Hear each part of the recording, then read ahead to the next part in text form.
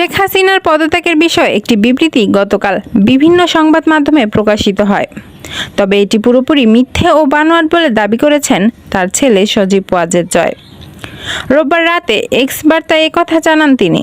সজীব ওয়াজেদ জয় রোববার রাত 11:55 নিজের ভেরিফাইড অ্যাকাউন্ট থেকে দেওয়া বার্তায় লেখেন, আমার মায়ের পদত্যাগের বিষয়ে একটি বিবৃতি এক সংবাদ মাধ্যমে প্রকাশ করা হয়েছে, যা পুরোপুরি মিথ্যে ও বানোয়াট। আমি একটু আগে তার সঙ্গে কথা বলে নিশ্চিত হয়েছি, তিনি ঢাকা ছাড়ার আগে বা ঢাকা ছাড়ার পরে এ পর্যন্ত কোনো বিবৃতি দেননি।